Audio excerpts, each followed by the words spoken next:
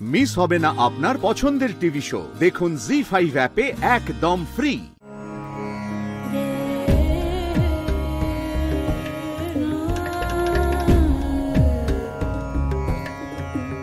হে কৃষ্ণ, হে মুরারি, আমি যখনই কোনো নববধূর শৃঙ্গার করি সব সময় এটাই ভাবি যে আপনার মোহিনী রূপের শৃঙ্গার করছি। এটা সত্যি যে এমন ভাবার আমার কাছে কোনো কারণই নেই, কিন্তু জানি না কেন এমন মনে হয় যে এক না একদিন আমি আপনার মোহিনী রূপের শৃঙ্গার অবশ্যই করব প্রভু। বোন শৃঙ্গারিকা,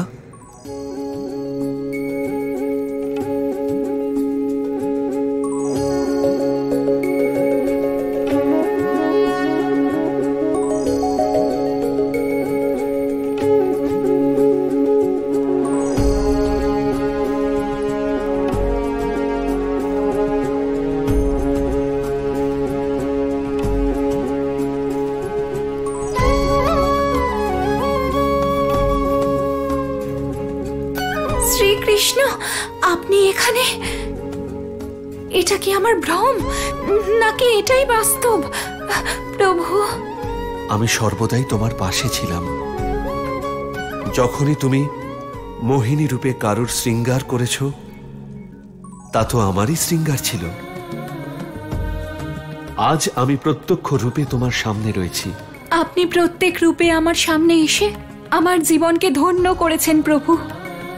বলুন, কি আদেশ আপনার? আদেশ নয় শৃঙ্গারিকা, নিবেদন জানাতে এসেছি। আপনার নিবেদন আমার সৌভাগ্য কৃষ্ণ।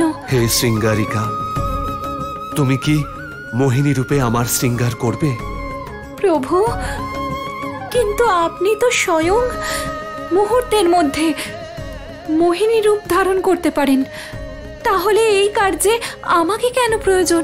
হে শৃঙ্গারিকা, প্রতিটি কাজের জন্য আমার একটি মাধ্যমের প্রয়োজন হয়, আর তোমার এই ভক্তি ভাবই আমায় তোমাকেই সেই মাধ্যম বানাতে বাধ্য করেছে।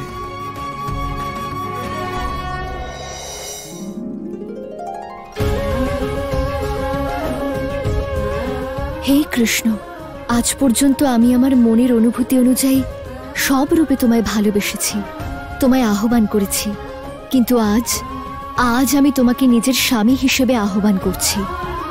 আমায় নিতে এসো কৃষ্ণ, আর আমার স্বামী হয়ে আমার ভাবনাকে আর আমার জীবনকেও একটা পূর্ণতা প্রদান করো।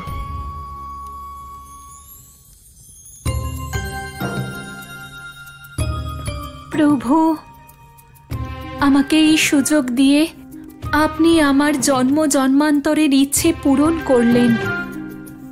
এ কথা সত্য যে এত সুন্দর শৃঙ্গার আমি না এর আগে কখনো করতে পেরেছি, আর না ভবিষ্যতে কোনোদিনও করতে পারবো।